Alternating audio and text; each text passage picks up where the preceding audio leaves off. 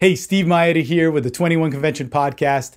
I am your host for today's episode with Mark Ottobre. He is 21 Convention alumni from 2012 from Melbourne, Australia, but also owner and founder of Enterprise Fitness, which is also located in Melbourne, Australia. When I was in Melbourne hosting the event and actually speaking at the event in 2012, I met Mark, and since then we've become very good friends. I've done an online virtual workout system with him, which man, I don't have enough time to explain now, but it got me in some of the best shape of my life. And the guy is truly an expert on a different level, and that's what you're going to see from today's podcast. We start out talking about testosterone, men's supplementation, fitness, and finding balance in that.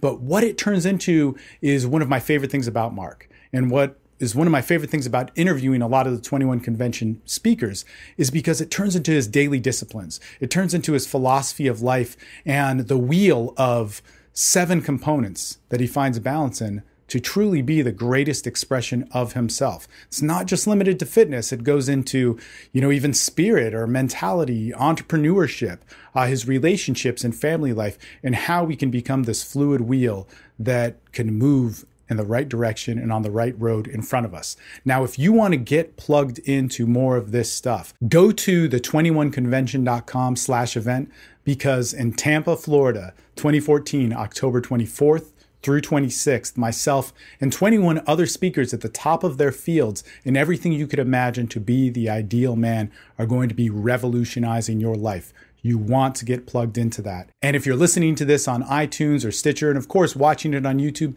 be sure and subscribe to our channel and get involved in this conversation that we're having here at the 21 Convention Podcast. Thanks for watching, and let's get into this awesome interview with Mark Ottobre. What is going on here? We are here with the 21 Podcast with 21 Convention speaker Mark Ottobre. You spoke at the 2012 Melbourne, Australia Convention where I met you and actually introduced you. And since then, now when we're recording this, September 2014, preparing for the Tampa Convention, man, so much has changed. And hey, man, I wish you were coming to Tampa, but I know that plane ticket is kind of crazy. Yeah, and the plane flight is kind of crazy too. Yeah. So long. Yeah. Look, since then, just to fill you guys in, Mark, fitness trainer. I almost want to say like superlative personal trainer, because you're not the guy at Gold's Gym or 24-Hour Fitness or whatever, those places. You are somebody that trains professional athletes to hit an elite level of performance and bring your body to its maximum potential. Since then, I've gotten to do one of your plans, which was amazing. Let's do the numbers here. 7 pounds of muscle in 1 month. In 2 months, it ultimately was 10 pounds of muscle. I lost I think 12 pounds of fat. And this was all measured via DEXA scan, which is an extremely accurate scanning way of doing it and all that sort of stuff. So you're really this amazing guy. How would you define what you do and what you bring to the table with personal fitness? Well, first, thank you for the compliment. How would I define it? I simply work, I think, one-on-one with people, really find out where they're at, what they're doing wrong. I think probably my magic is I do the basics very well, and I really assess the client where they're at, and I don't give a client any more than what I think they're able to cope with. So, regardless of whether it's someone like yourself, Steve, or, a professional athlete, I sit them down, I talk to them, really find out at a level of 1 to 10, where are you on the scale of things, and where do you want to be? But not this kind of bullshit. I'm a 10, I'm 11, I'll do what you say. No, really, tell me about your life. Are you stressed? How committed can you do these things? And then devising the plan and giving the advice based on that. Like for you, you were very committed when you came and we spoke. So the plan was very easy. It's like, right, Steve, you got to do these things. Let's get all of this done. Whereas for someone else, it might be just as simple as, let's start you off with, just cut out all the soft drink in your diet, because anything more than that is going to stress them out and it's going to be too much. So yes, there's a lot people can do, but ultimately, you need to set up, in working with anything, you need to set it up for a level of compliance where the client is going to essentially follow through. You know, I want clients to feel good about themselves in terms of if I give them something to do, they do it, regardless of, you know, knowing all the fancy jargon about the scientific principles behind it. If you can't communicate with someone and get them to do the basics right, then you've got no hope of hell of helping that person get anywhere in life, really. And let me just ask you this. This may seem like a kind of no-brainer answer for you, but a lot of people wonder stuff like this. Why get in shape? You know, why do this? Why? Because it is a commitment, you know, if you are out of shape. You know, you're going to have to work. Well, I think ultimately being in shape helps you with so many different other areas of life, whether it be your business, your finances. There's a certain confidence that being in shape gives you. I also think for a lot of people, you know, having a decent physique on you, I'm not talking about, you know, being a bodybuilder or a fitness model, thing like this, but having confidence in your body, I think that's your birthright. You know, I don't think, you know, I don't think you were made and put on this planet to look unhealthy and fat and not feel 100% every day. I really don't. You were designed perfect, and if you give yourself the right fuels, your body will take the shape that inevitably it was here to, you know, to take. But when you feed it the wrong things, obviously that's when you're going to create disease in the body and stress and all the rest of it. And, you know, I really truly do believe that. Yeah, I think that this is a reoccurring theme. I interviewed Ed Aiken and Greg Swan. Totally different, you know, from anything that you bring to the table, but everybody's saying the same thing, you know, that there is something within you that is perfect, you know, and in kind of your natural path. And this is how we get to it in this crazy, you know, society and all that sort of stuff, where we get back to that. Well, just to add on that, I always like to say, you know, essentially, your physical body is your vessel, which contains your spirit. So, you know, if you're not taking care of the vessel, which takes you essentially through life, then you're not able to express yourself completely. It really is, for me, as simple as that. Yeah. No, man, and that's actually one of the things I love about the conversations with you, and I want to take it there. But first, I want to ask you about testosterone. It's what everybody talks about. When Maria was pregnant, I felt, you know, I actually got mine tested. It was still in like a normal range of what they say in the U.S., but that could also be lower depending on who you talk to. But it affects everybody. Everybody's asking about it, and everybody's wanting to do the next crazy thing with it, whether that's like a hormone replacement thing or some sort of steroid or yada, yada, yada, or some sort of natural method. I know you have a ton to say on testosterone and how that affects you, and have worked with guys, surely, who've dealt with this sort of stuff. When it comes to just the whole idea and headline of testosterone, what is the first thing that you got to say about that? It's very important, and yeah, I suppose that it's kind of the mother hormone and the hormone that you really want to take care of, especially as a male, even as a female, if you are looking to get in great shape. Absolutely. So you want to optimize your testosterone as much as you can, and you want to do it. You know, I assume that most people want to do it naturally. You know, obviously there are some guys who will be on the line and all that who, you know, have no problem in you know, using hormone replacement, and I'm definitely not going to judge that and say that's a bad thing. If people need to do that, then because they've got low test and had it chronically low, then, you know, each to their own, and you know, that can definitely be very helpful. And sometimes people are past a point where, you know, natural means is going to take too long, kind of speak. So if I kind of say, if I've got a few things to say, I've actually got a good story about it too, personal story. It's happened to me recently. So I'll start with the story. Is that I recently went into my doctor, and I don't know what it's like there in America, but in Australia it's becoming harder and harder to get proper labs done. Meaning you go to your doctor and you say, look, these are the tests that I want done, and you know, Medicare here will say, apparently they're cracking down on doctors, and they're not allowing you know, full tests to be done. So, for example, I went into my doctor and I said, look, I want my vitamin D done, and I want my DHEA sulfate done, which DHEA sulfate, you know, is a fantastic measure to see if you're making enough DHEA, and DHEA ultimately, you know, converts to testosterone. So I had to argue with my doctor about the vitamin D and the DHEA sulfate. So I ended up saying to him, look, I'll pay for the DHEA sulfate out of my own pocket. He said, fine.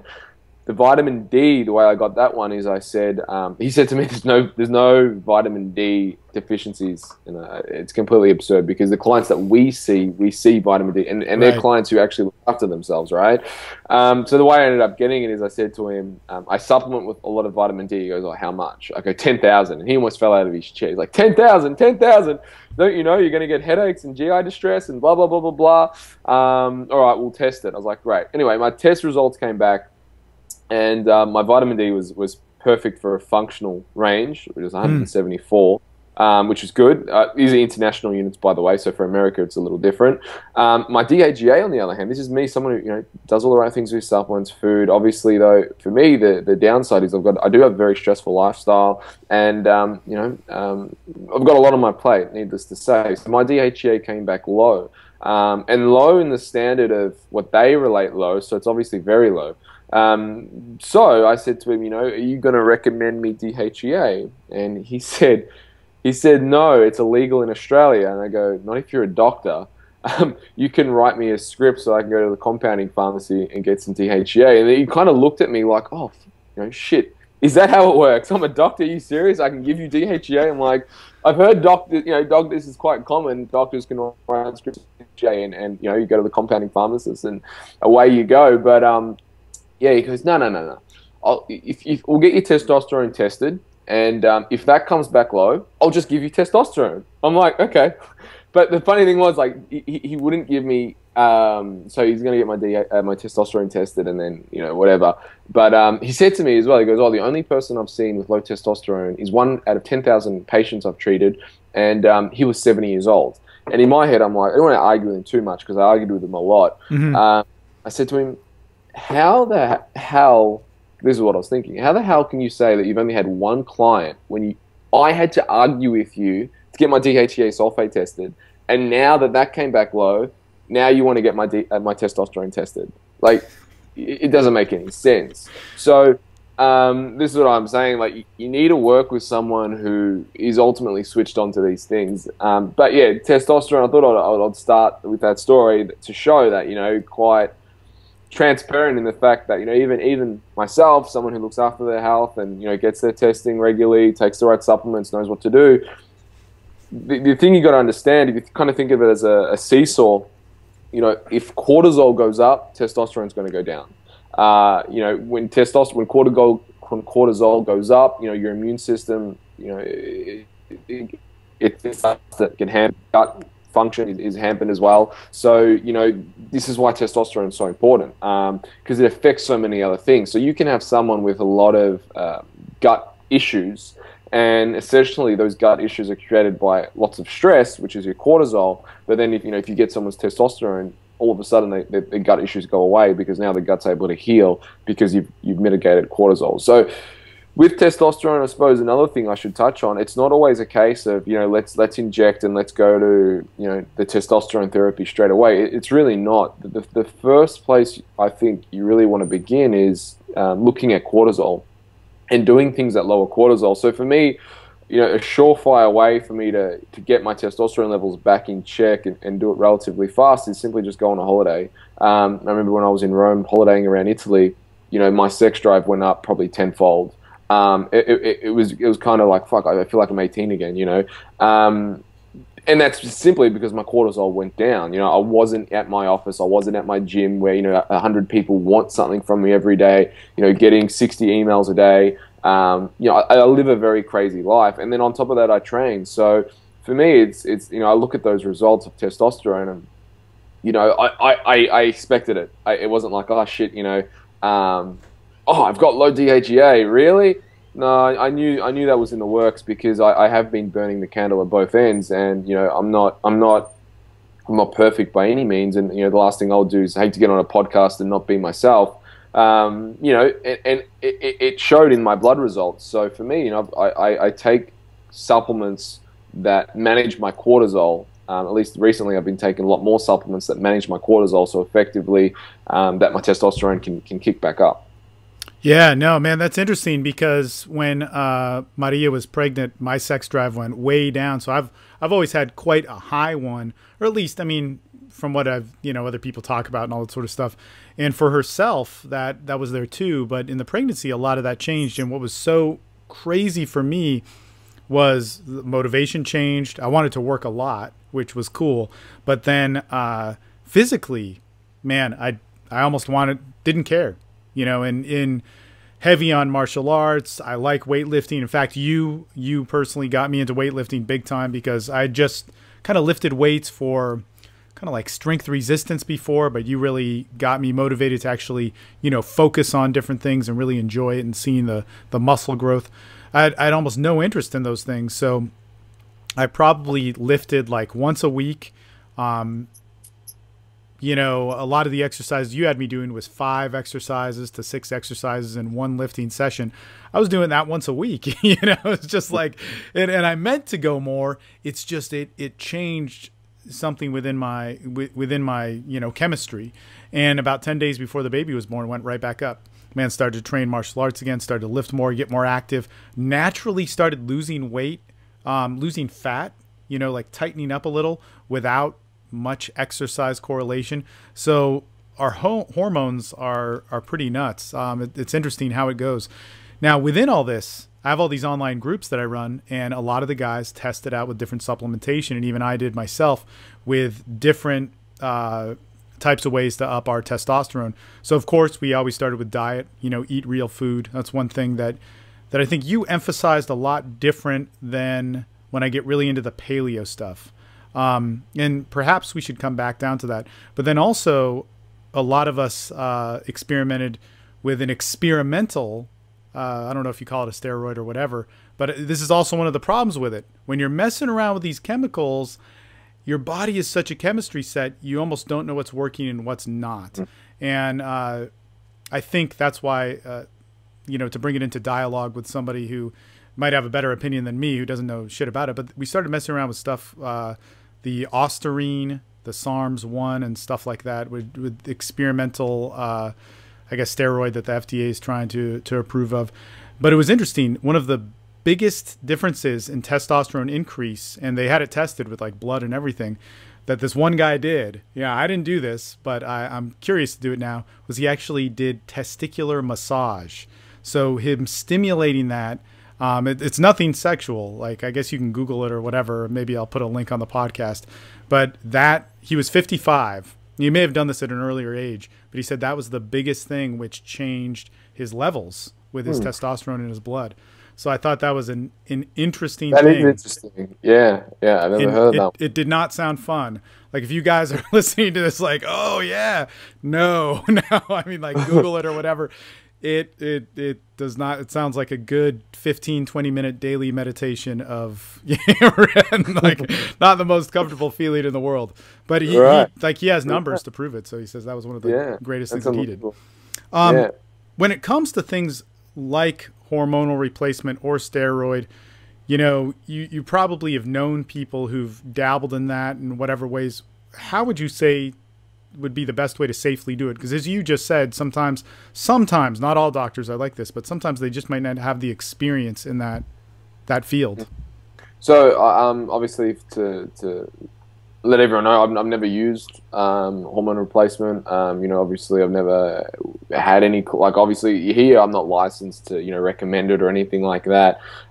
So in my opinion, if I was going to do it, and this is really the only way I can answer it, I get my bloods. I would make sure that in the blood markers that I have, the things that I can change, I've changed. So say, for example, vitamin D. In my opinion, if you haven't got sufficient vitamin D, that's going to affect a lot of things. So that's an easy one to supplement with. And instead of going straight towards the testosterone therapy, let's do basic things like let's get our vitamin D right. Insulin sensitivity, so measuring your morning glucose. If that's high, morning glucose, measuring your fasted glucose, fasted insulin. If those markers are high, then you're eating like a fatty. And you got to get those within range, and that's obviously going to have an effect on not everything as well. These are broad-based tests. The next one you can get is zinc, red blood cell zinc tests. Now, if you go to your standard doctor and you ask for a zinc or magnesium test, they'll probably test serum. most places you will have to pay for a red blood cell zinc or red blood cell mag. They're just simply two minerals. The reason is magnesium will have an indicator of your alkaline reserve. Magnesium is also one of the most efficient minerals in most people. It has so many synergistic functions to the body, including producing energy, helping low cortisol, helping recovery. There's too many, basically over 300 processes of magnesium enzyme dependent. So getting that tested, then getting your zinc tested. Your zinc is very, very important because it's anti-aromatase, and also if you have low zinc, you're going to find it a lot harder to get your testosterone up. So let's look at those factors first. Let's get those right, and obviously at the same time, get your DHEA sulfate tested, and obviously get your testosterone tested. I personally would start with the basics. Make sure I've ticked off on all the basics. At least give the natural supplementation a crack, depending on how far gone. If you're really bad and you're in a really bad state, you may need to go. But one thing I wouldn't recommend is ordering testosterone over the internet. You really don't know what you're getting. This is where you need to find, hopefully you can find a doctor or at least a functional practitioner who understands that you're not a roid mongerer. You're not someone who's just trying to get buff and big. You actually just want to feel better and live your life to the max. That's where you need to find someone who can actually legally prescribe, because I know here I've heard of guys, and obviously I've been working at a lot of bodybuilding gyms over the years, and now obviously it's my own studio. But when I was at the other bodybuilding gyms, I'd hear stories, because every second guy at one of the gyms I was at was taking something, and they would tell me, some of their friends would order stuff from their mates, and the product name that they would get, say for example, they were after Deca, but they would order it, and then they'd get the bottle, and Deca was spelled differently, and then the mates who had experience in it would look at it and go, "This isn't Deca," and they'd be like, "No, what do you mean? This is the real stuff." Like, no, it's not. And it's what I mean, that they're taking people selling them false. Sure. Yeah, big time. I know a lot of people who had a similar experience when ordering different stuff online. It's tough to do. And I think one of the, most, I guess, powerful things that I get, especially from a lot of different 21 convention speakers where men are, because, man, you want to feel good. If your testosterone is low, or let's just say your body chemistry is off, you're off. You're just not being yourself. Is to start out with what I had mentioned that you had told me is eat real food and then supplement with the proper things. And, you mentioned a lot of testing to do. That sounds like a lot of stuff, but I feel that that's a much better route to start with than doing something that you don't fully know about. Exactly right. The problem is with testosterone is once you unlike, say, vitamin D, for example, vitamin D acts more like a hormone than a vitamin, or even something like magnesium is probably, you can take them for the rest of your life, right? And you're not going to have any harm from those. If you take testosterone, you're going to, regardless of how much you take, you're going to shut off your own testosterone. And then how do you get your levels back up? And that's a whole, completely different debate and conversation, and so many people have different thoughts and ideas about how to do that. So, and then you're going to have to look after the aromatase factor. So, if you're putting too much in and there's not enough receptor sites, you're converting to estrogen, and then you're going to, essentially start to feminize and, develop bitch tits and all the rest of it. So it's not a game, and that's really the thing that I'm trying to get across here is if you're not willing to go to your doctor and get bloods tests and be sensible about this, then you really don't have any right. And if you're not willing to work with someone that is smarter than you and admit that in this area, then and manage you, because there certainly is a bell curve. And a lot of people look at, and I know what we're talking about here, we're not talking about doing a cycle for aesthetic gain. It's talking about people who have legitimately low testosterone, and that is a medical problem. And if you don't have a doctor that's willing to diagnose that, then find someone who is. But again, it really is, in my opinion, the break seal in case of emergency approach. Yes. Another thing I'd like to say is that, really emphasize on the point, the first place you want to start is lowering cortisol. And supplements that you can use to do that is simply supplements that rebuild the adrenal glands. So things like adrenal extract. That's where they'll get an animal, usually it's a pig, they'll take out their adrenal glands and then grind it up into essentially an extract, and then you'll take that, and they've shown that it's been really beneficial. So I tend to use, there's 3 brands of supplements that I use. Poliquin, obviously, is one of them, Thorn, and Designs for Health.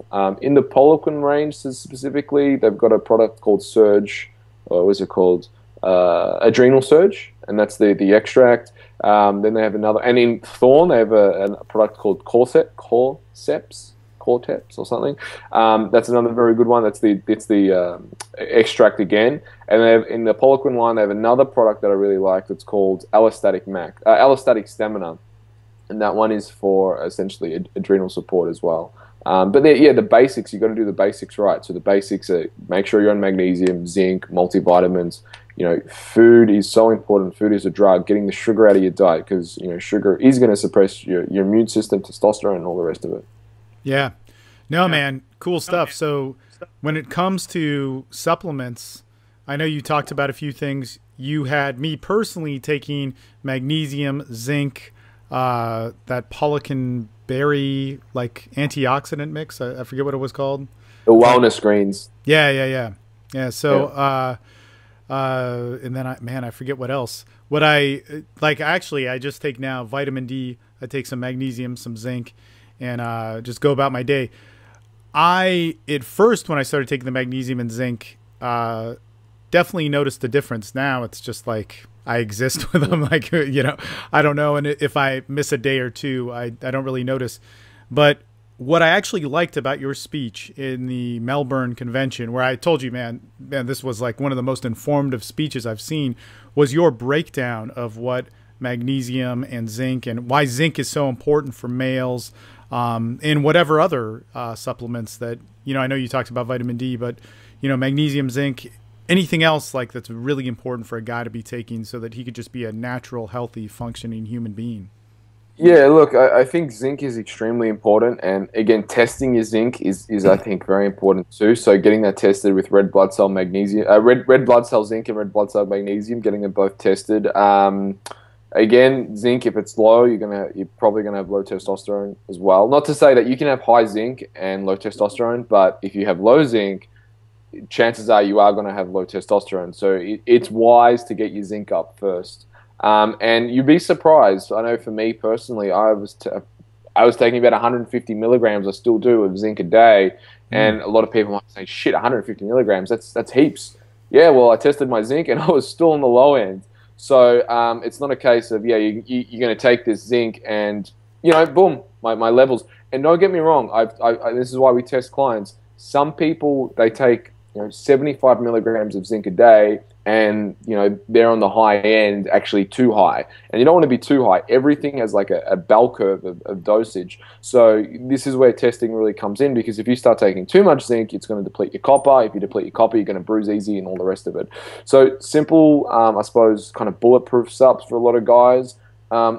Everything is dependent, but obviously I would start with something simple like a multivitamin. Zinc, magnesium for sure. If your vitamin D is low, absolutely get yourself on vitamin D. If you live a very stressful lifestyle, vitamin C is a simple supplement. All the botanicals, when I say, any botanical or formulations like the adrenal extracts or allostatic stamina, anything like this, consult with first. I'm quite happy to recommend general vitamins and minerals to people. Could you repeat that? When you talked about the botanicals, you said, right before you said consult with somebody first, it chopped out for a second. Anytime I recommend any botanicals, so anything like the allostatic max or the adrenal extracts, or whether it be any specific formulation, whether it be energy rebuilding tea like the Chinese herbs, anything like that. I really like to start with a consultation first. I really don't like to generally recommend these things because there are so many that are out there, and all of them are very specific to what the person's going through. Say, for example, if you don't sleep well at night, that's a very different protocol than if you're stressed and wired. So if you don't sleep, if you're highly strung and you have high cortisol and you don't sleep at night, I am going to give you different and recommend different supplements than if you're stressed right throughout the day and sleep fine. Right. I'm not going to work sleep because they're both different cases, and there are different formulations, botanicals, and supplements that you can recommend. So very general to start off, and I suppose for the purpose of the podcast, to help kind of the majority of people. Generally, I'm really recommending base nutrients, multivitamin, zinc, magnesium. If you're overweight, fish oil, and if your blood glucose is out of whack, definitely get a fish oil. And vitamin D if it's off. That's already what with full supplements. Another thing I really like is obviously your B vitamins, but then the thing you need to be careful with your B vitamins is some people over-methylate, some people under-methylate. Most people, the majority, no one's going to do harm taking a B vitamin, but it is something that some people need to take more B vitamins than others, no doubt, and they're the under-methylators. And if someone takes too much B vitamins, that's when they can find it pushes the pyruvate pathway too much, and they start to get very erratic and even anxious in that. Not to say B vitamins are bad by any stretch of the imagination. It's just you need to treat people as individuals, and it's really not. And the more I learn about this, the more I see the need for testing, because things that I used to think are true, like I used to give every client zinc, and then what was happening because we test is clients' zinc tests were coming back and they were not toxic in zinc, but they were on the high level, and the ratios between zinc and copper were not right. So I really had to back off on the zinc with a lot of clients, and now it's something that I say, well, let's lower the dose. Let's start at 1 tablet a day and let's test again. So I am hesitant to recommend things without people get tests done. Man, that's crazy. Just because I think I wish you were in Austin, Texas, because if getting your blood test, you see all these numbers, and on my blood test, there's like, hey, this is the low range, this is the high range. But that's like, that may not be you. And you've even gone into that saying that, that could come from a range of all men and, in all sorts of different circumstances, plus with, yes. from a different, theory of, science or whatever, different voicing of medicine, coming from that. So you never know with that high end, everybody needs a good resource for what are the right levels. Is there anything like that online that guys could find? Yeah. Well, you want to get James Lavelle, Your Blood Never Lies. He's probably the guy you want to look up when it comes to blood testing. Yeah, definitely. James Lavelle, Your Blood Never Lies. That's the way. That'd be the way to go, because he really breaks it down. Cool. No, good stuff. So yeah, what I really like to get to in talking with you is, something that I saw a little bit from your 2012 speech, but as I got to know you, and really actually when I talked to you about, myself getting in shape, and when we came up with a plan and learned all that stuff, which was really cool because we did it overseas, and I had to work with a local guy here that, could show me the lifts in a very particular way, which was almost an invaluable, that was awesome, man. But was your overall philosophical range and the different disciplines of life. And I think in other conversations we've had, we've talked about that. And I think that's an undercurrent of the 21 convention with all the speakers. The more expert you get in a certain level, whether that has to do with relationships or dating, to fitness, to finance, or even martial arts. We were talking to a martial artist on the last podcast. This overall view of life. And you actually had it put into these awesome little categories of 7 different categories that you focused on. Yep. So what are those? And let's talk about those for a little bit. Yeah. So spiritual development, mental development, career, money, finances. When I say career and business, money, finances. And by the way, mental development, that's your genius development, career / business, and finances are, I would say, your masculine values, right? Then you have the more feminine values, which are your health and beauty, social influence, and family. And then obviously your spirituality is kind of like at the top and combines. It's neither masculine or feminine. And then, so I do a wheel, and I'm not going to take credit for creating this because I didn't. I learned this from John D. Martini. It's 7 areas of life. I think I put it into a wheel. I don't know if he defines it as a wheel, but it's something that I combined. He would talk about the 7 areas of life, and I'm like, this is cool because I learned something else in NLP, and they used a wheel, but they defined it differently. And I was like, well, I'm going to take his 7 areas of life and put it into a wheel. And now I use like a self-assessment tool. So it was a little bit of him. So I suppose it is my kind of original idea, the way I do it, because I do it very uniquely. Totally.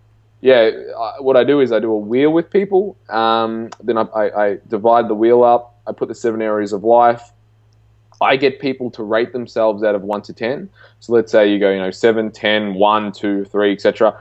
I draw a line connecting all like the pieces, and usually what happens, it's a very odd looking wheel, and I say to people, now if we took off this wheel and we put it on a bike, and now you try to ride through life, you try to ride through life with this wheel, you're going to have a very bumpy ride, because you're a 10 in finances and you're a 10 in health and fitness, but you're a 2 in your relationships and your family life, and you're a 3 in here.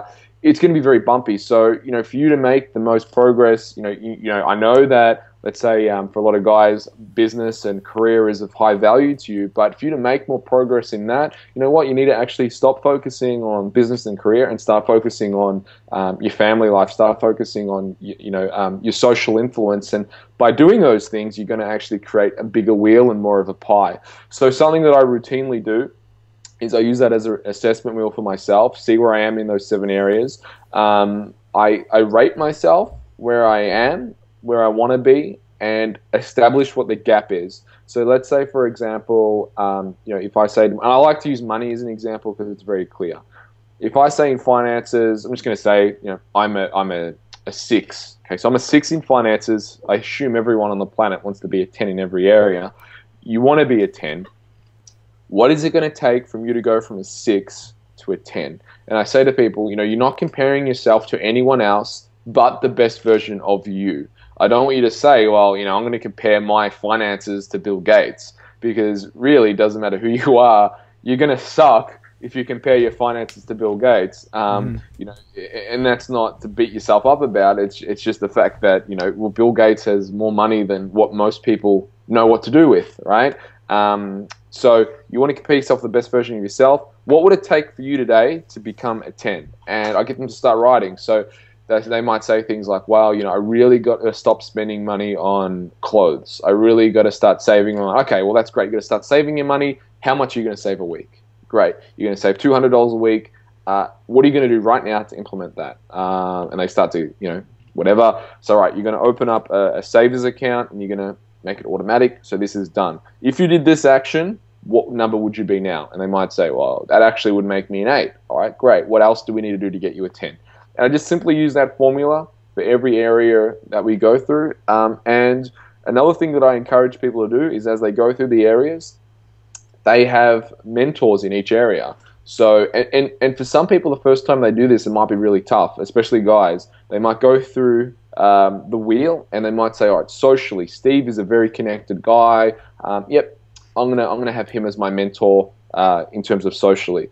And they might say, all right, yep, health and fitness. Yep, I'll put Mark as health and fitness. But then they might come to something like spirituality and not have anyone, because they're not really religious. So they might say, Jesus doesn't really work for me. I don't have any really religious beliefs. But what I would say is just look a little harder. Look at someone who appears spiritually aware, at least, and that might even be, you might even look at someone like yourself, Steve, and say, Steve's, he's fairly spiritual. He's got some good ideas about these things. So, let's put Steve as our role model in that area. So at least, when you get into trouble on these things, you know where to look, and you have someone there. And that's essentially what I did. Like with mental development, I always aspire to a guy named John DeMartini, obviously.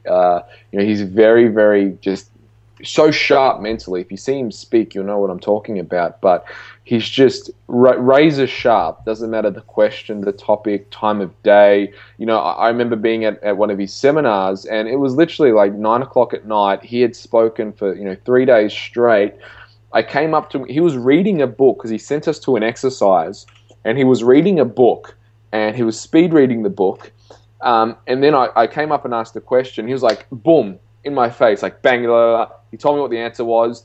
I sat back down and he was straight back to reading the book. I was like, wow, man, this guy is just so mentally sharp. So for me, when I think of my mental development, I think of John and think of the amazing work that he's doing that inspires me and inspires me to want to be more and want to do more. So I think finding those role models and mentors that inspire you in each area is only going to make your pie bigger. And not to say that you're going to copy them. It's just you want to stand on the shoulders of giants, not in their shadows. And that's essentially how I break it up for me. And that's why a lot of people look at me, and I think most people kind of see me as fairly balanced. And I think by doing this exercise and by doing it for so long, I'd say the side effect of doing it for me is that I'm a lot, and some people, when I say this, they might think it's not. I'm a lot less emotional about things. And the way I describe that, and I think that's fantastic, because when I say it like this, if I gave half the listeners listening to this right now, I gave all of them $100,000. And sorry, let's make it $1 million. We gave everyone on the line $1 million, right? But 50% had to invest that $1 million in one stock. The other 50% got to invest that $1 million 10 times in 10 different stocks. Now, for the ones that have it in one stock, if the stock market goes up, they're highly elated. If the stock market goes down, they're depressed. They're the ones jumping off the building because now they've lost $1 million. If we look at the other side and we've got 10 people with $100,000 each, or 10 stocks with $100,000 each, let's say, if the stock market goes up, I made a little bit of money. That's great. If it goes down, no big deal. I haven't lost all my money. It just went down a little bit. I can ride this out. Everything will be okay. And they're in it for the long haul. And I use that as an analogy because the reality is when you've got more parts and pieces of the pie in life, you're better able to withstand the winds of change in life. Meaning that if you put all your eggs and all your focus and you rate, and this is something that was so apparent to me in bodybuilding when I was competing and trained a lot of competitors, is that they put all their eggs of life in one basket. They put it in health and fitness. They put it in their beauty. And sure, they had a great body and all the rest of it to show for it. But every other area of life, from their career, family, it sucked. I knew one guy that was 45 years old and still lived at home with his folks. Didn't have any relationships and went from job to job and couldn't put $2, couldn't put two notes together for money. He was broke, and it was because his whole values in life was centered around being in shape. And I thought, man, if one day he steps off the curve wrong, breaks his leg, breaks his arm, God forbid, his life is pretty much over. He's going to spiral into depression.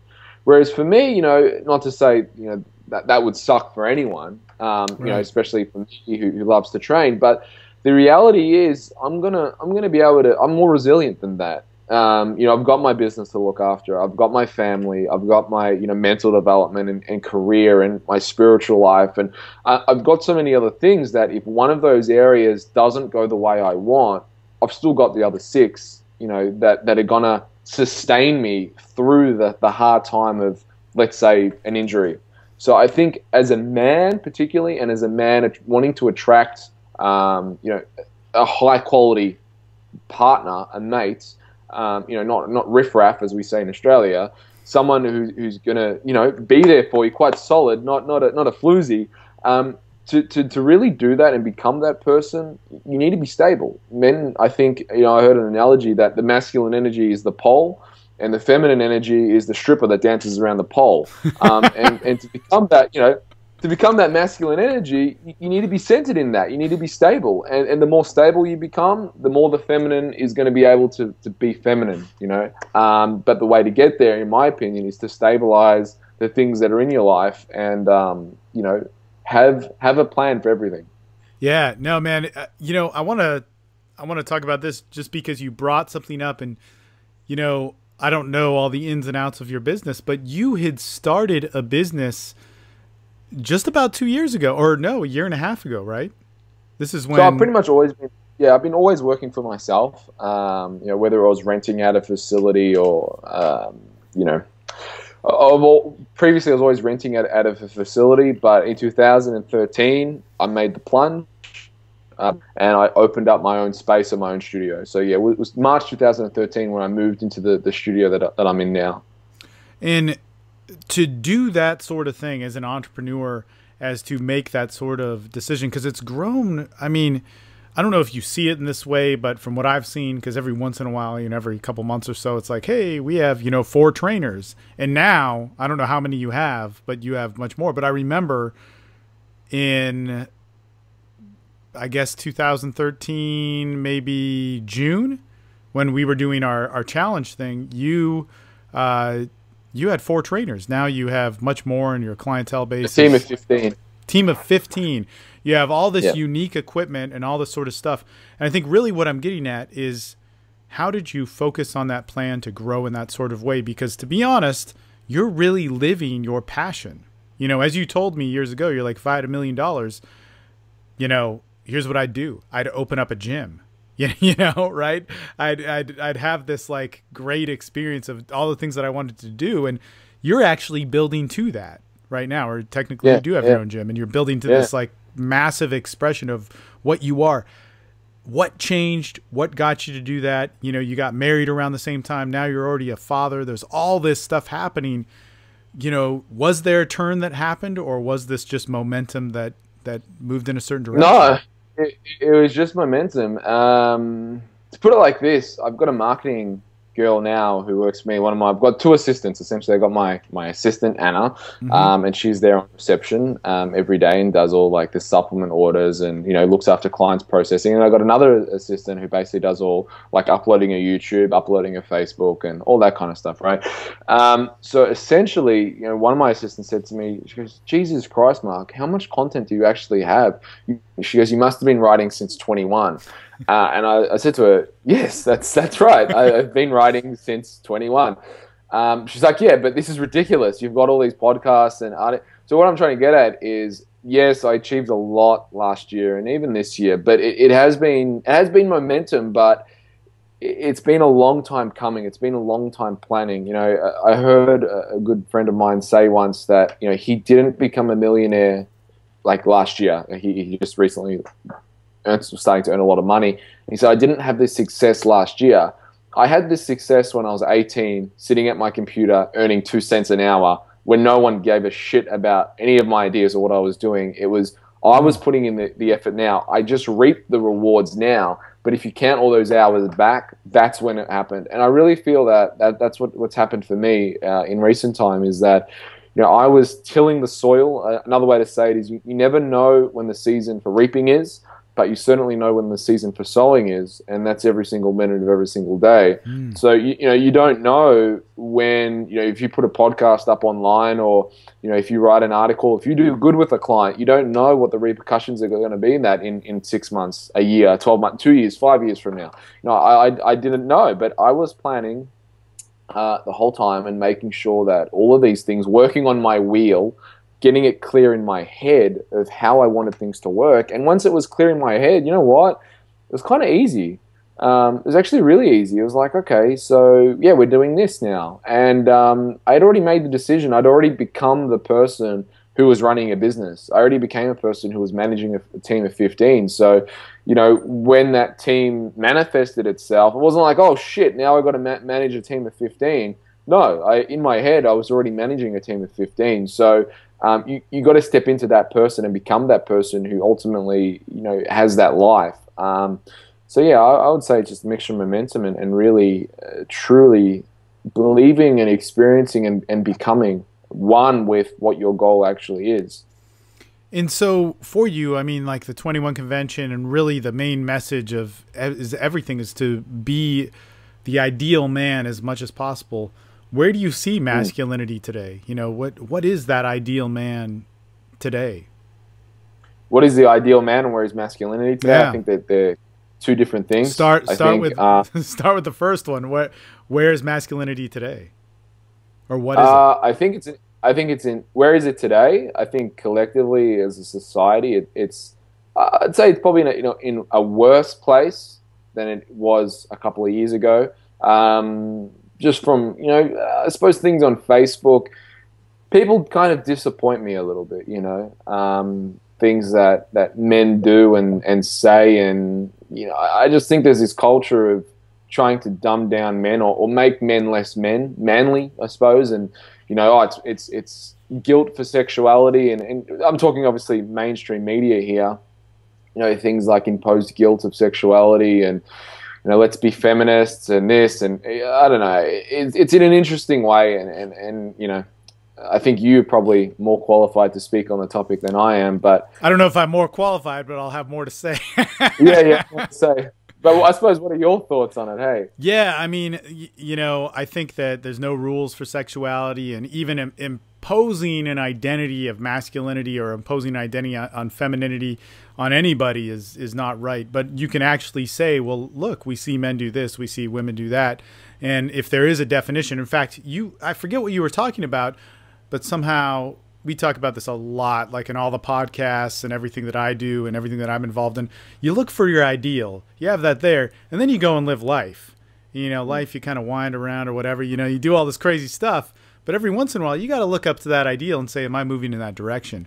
But moving in a straight line through experience never happens. It just never happens. So you got to allow yourself to experience. But in the road to masculinity, yeah, I think there's a lot of BS out there, and I think it's a lot of the internet chatter, so I would say that may not be how everybody thinks, but it's part of the internet culture. But if you see those people face to face, they may not be living that way.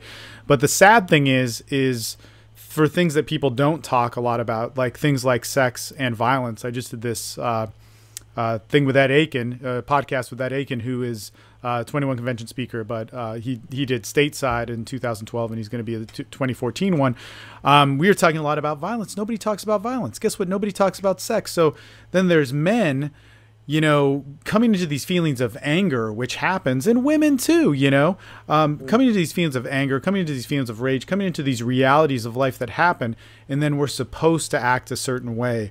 Or if we feel them, there's guilt attached to them. You had once, or we had gotten in a conversation, and I definitely don't mean to implicate anything with this, but you had said something about the Madonna whore complex, and I was like, man, totally.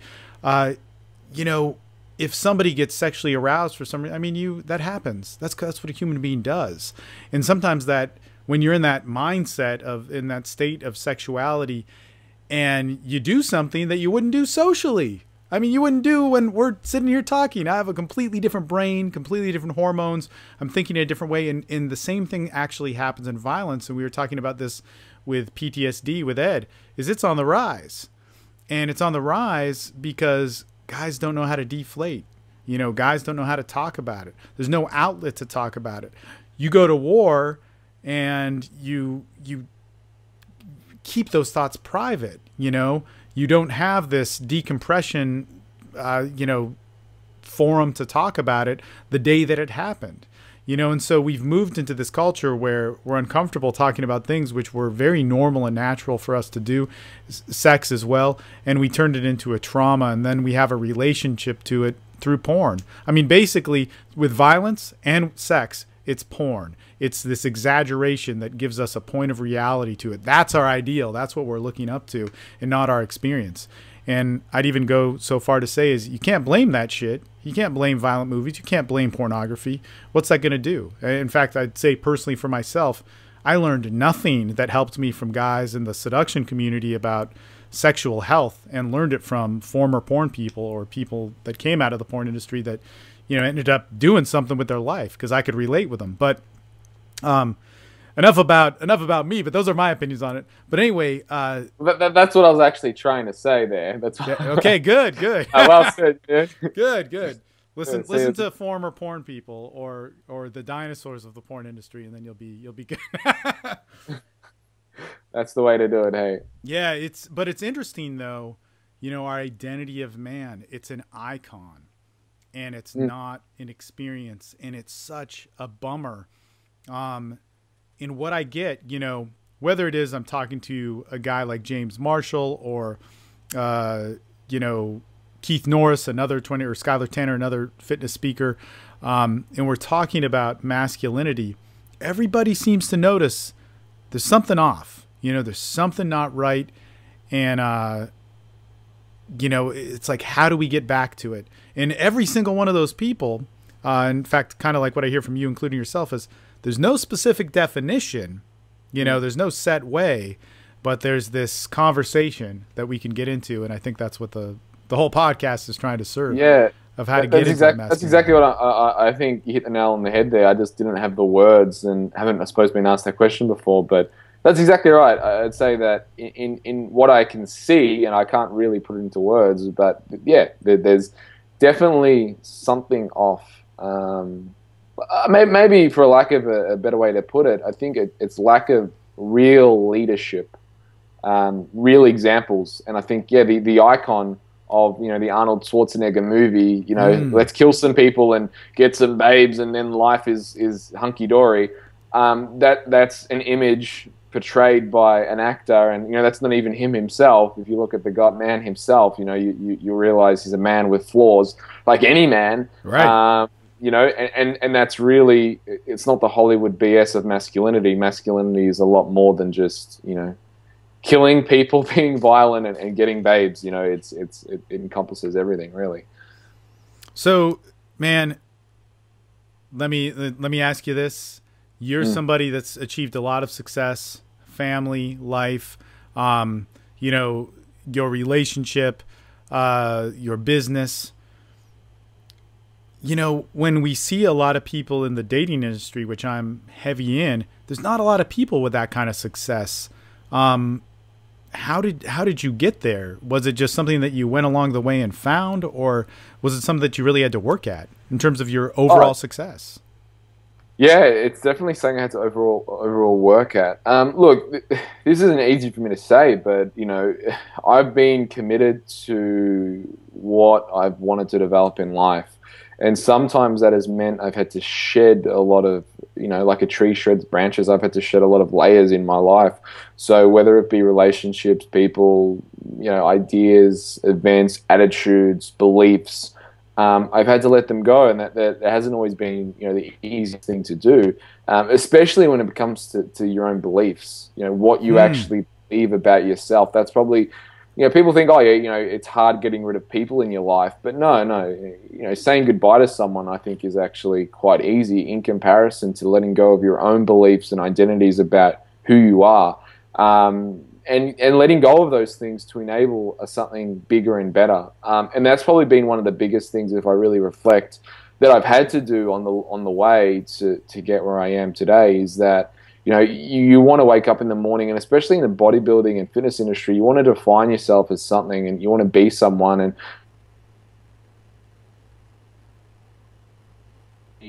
athlete, or as a competitor, or as someone who lifts weights, or someone who is strong.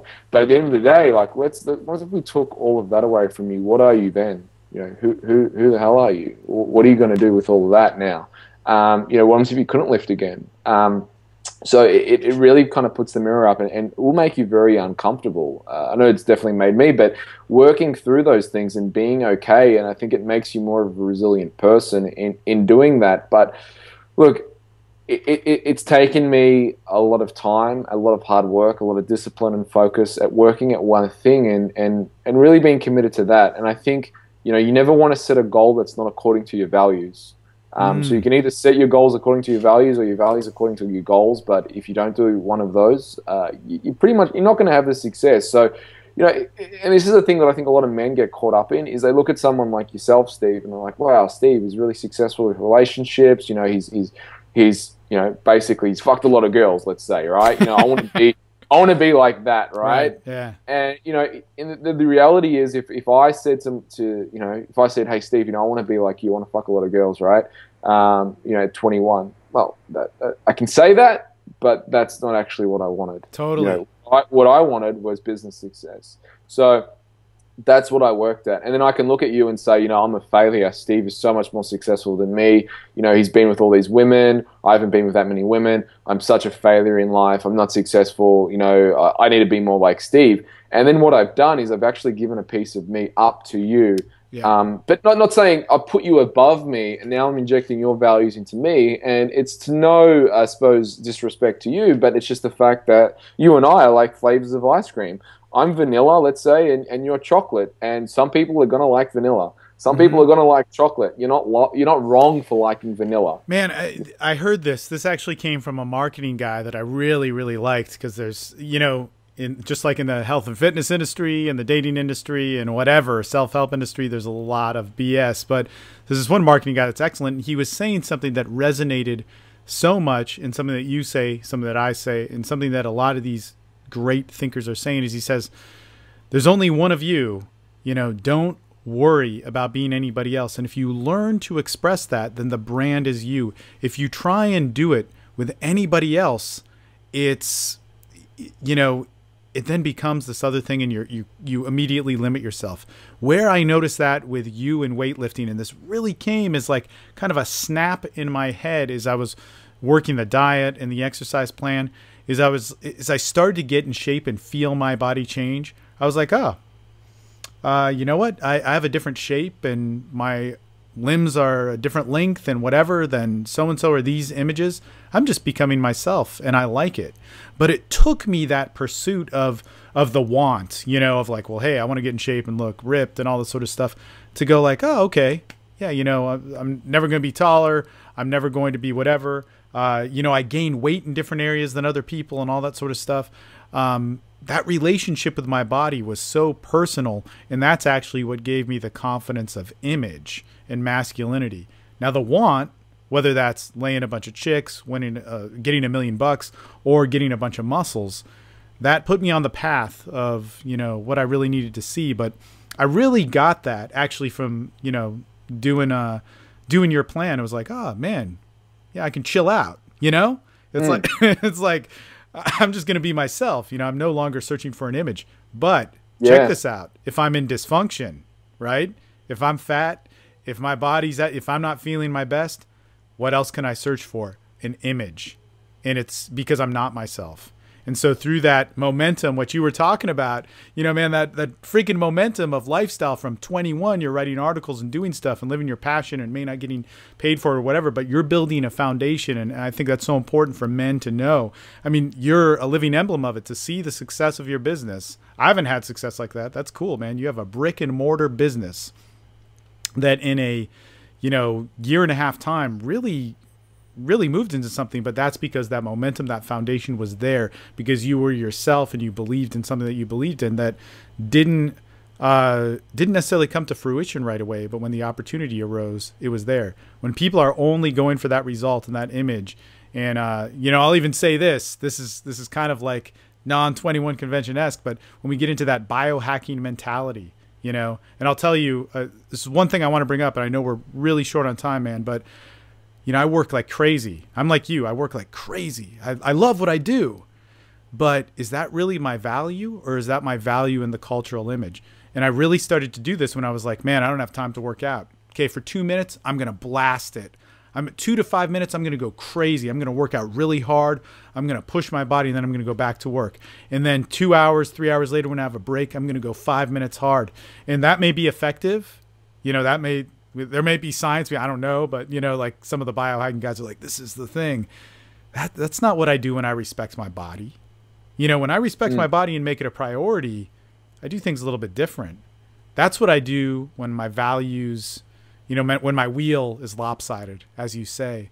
So I think, you know, that's kind of why I asked you about the dating and the kind of like image of masculinity, because I do see you as a guy. I mean, we don't shake hands or anything because I'm you know, whatever, 8,000 miles away or whatever.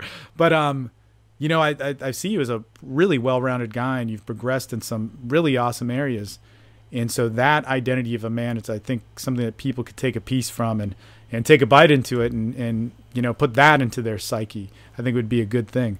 That being said, man, you working so much and putting yourself into your work in being this dynamic dude and living up to your standards, how is it that you make time for yourself with that? You know, how is it that you spend time with the family or whatever it is?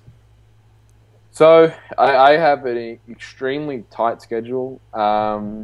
People can often misinterpret me because of it. My wife, you know, I'm blessed. I have someone who really does understand me completely, understands my passion for what I do, and doesn't try and change me. She understands it and encourages me. She knows that I'm on a mission, and you know, for lack of a better word, I do want to change the face of health and fitness. I do want to leave my mark on the world. I want to be remembered in health and fitness, and everything I'm doing now, I want to be remembered as one of the pioneers who, you know, inevitably helped raise the standard of health and fitness worldwide. So that's a mission of mine. It comes from within. I'm going to continue working crazy hours. There's no doubt about it. I'm going to continue to take more on. There's no doubt about it. That's just innate in myself.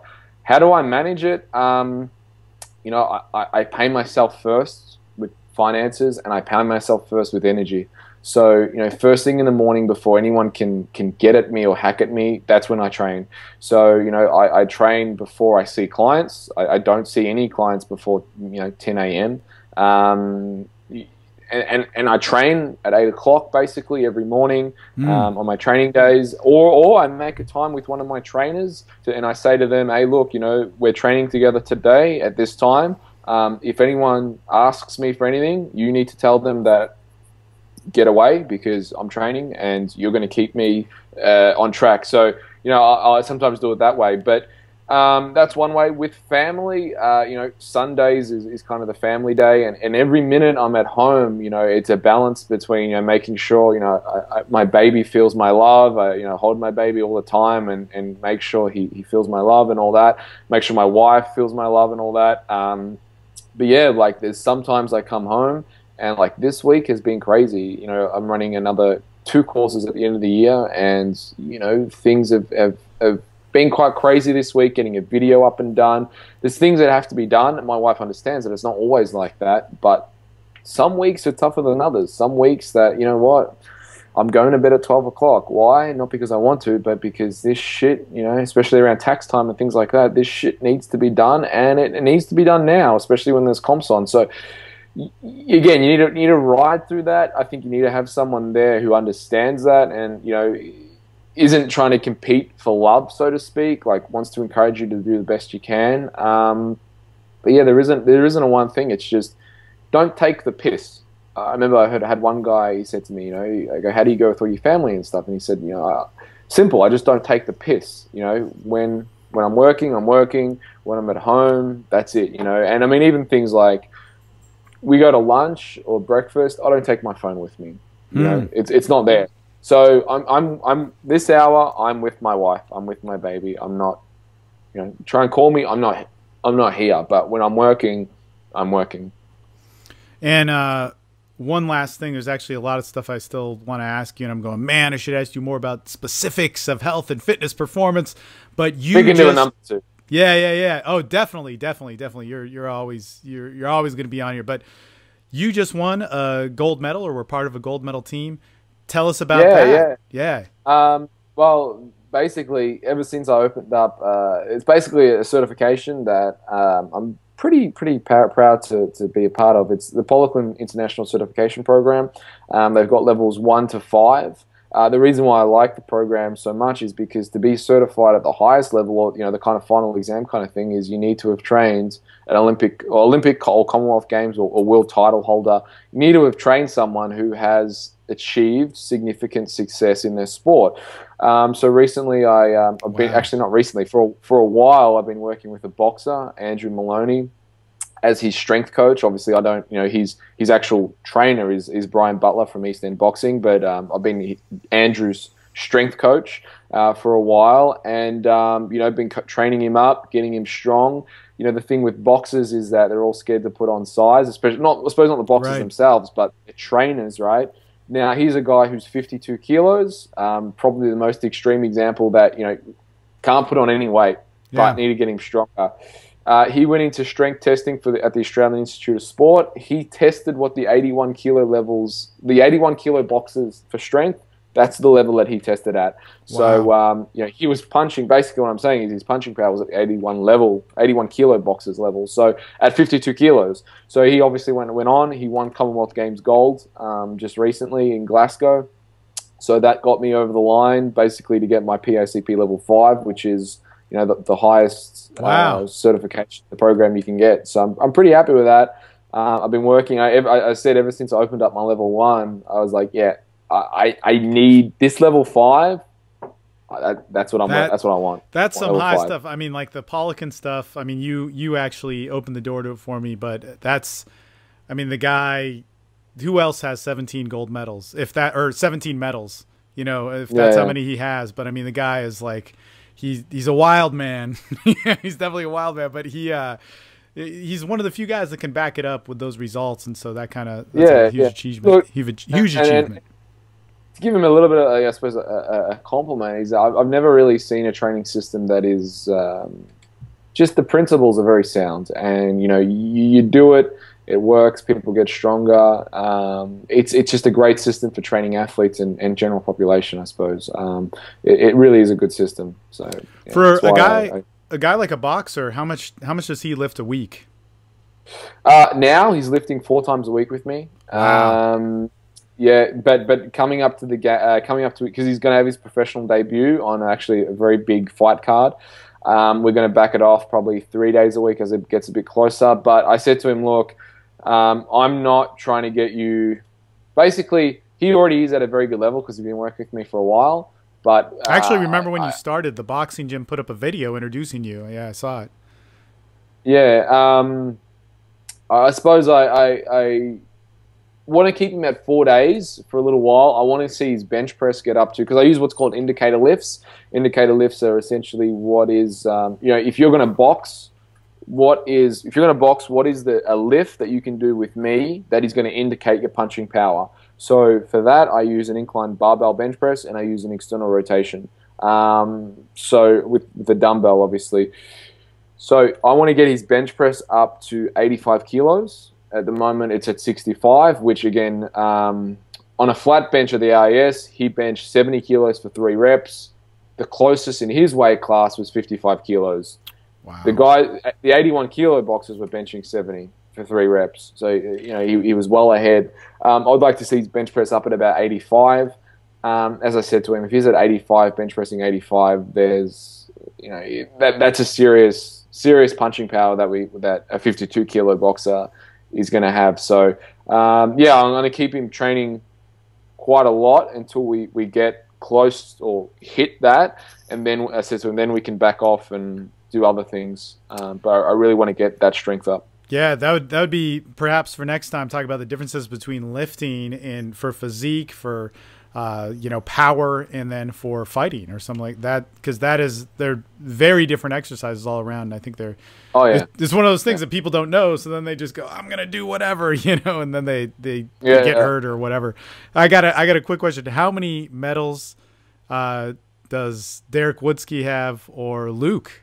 Have they medaled? Oh, I've got no idea. No idea. I love both of those guys, actually, but yeah, I couldn't tell you off the top of my head. They're both fantastic. Both Luke and Derek. Yeah, they're great guys. Both of them are great guys. Totally awesome. No, I love Luke Lehman. I don't know Woodsky, just communicated with him online, but I love his videos. And who can't live without Luke Lehman? I'm so sad when he came back to Austin, he didn't visit with me, but awesome dude. Well, cool, man. Thank you so much. I think this was great, and I think it'll help a lot of people. Anyway, how do they find you really quick? Maximus Mark or Enterprise Fitness? Yeah, probably the easiest way to do it is enterprisefitness.com.au or Maximus Mark, either or. Maximus Mark is my blog. I've got all my podcasts hosted on Maximus Mark. All my new stuff, all my new articles, actually the web domain, because it's a redirected web domain if I give you the right one. It's actually melbournepersonaltrainers.com. Yeah, okay. So if they type in melbournepersonaltrainers.com. If they go to, there's a little tab that says blog. You know, it's categorized in nutrition, transformations, Q&As, rants, training, mindset. We literally do a Q&A every week. So if they go on our Facebook page, they can ask me a question. We do a question of the week Mondays. They just post their question. We pick the best question, and we do a video on it, basically, or I write an article. That's great. Most of the time, it's a video. So, yeah, you can ask a question about testosterone, whatever it is. If it's the question of the week that we pick, or basically it gets the most likes, we'll answer it on a video, and it'll be up there for you guys to see. So, and there's actually heaps on the website now that you guys can look through, and we're just about to put up, you know, like 20 videos, exercise tutorials, That'll be awesome. Old podcasts that we've done. So yeah, definitely like our Facebook page as well, because we're putting up heaps of content. Heaps now. Now that I got that, my other assistant, we're going crazy with content, putting up workouts. Yeah, Awesome. Yeah, those exercise videos, I haven't watched any of yours, but just knowing what you teach, if you get a chance to watch any of those, and because it makes all the difference in the world, it definitely helped for me. Cool, man. Thank you so much. Cool. Always a pleasure, Steve. Thank you. All right, cool.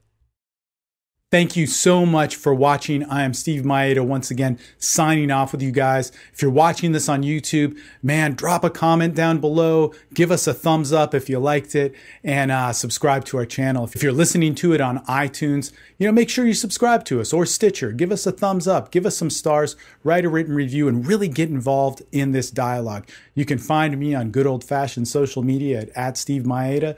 And of course, don't forget about the 21 Convention, Tampa, Florida, 2014, October 24th through 26th. Man, get plugged in and let's meet face to face. Because if you're a fan of the show and you're a fan of the things that we talk about, I'd probably love to have a conversation with you too. Thanks for watching, and we'll stay in touch.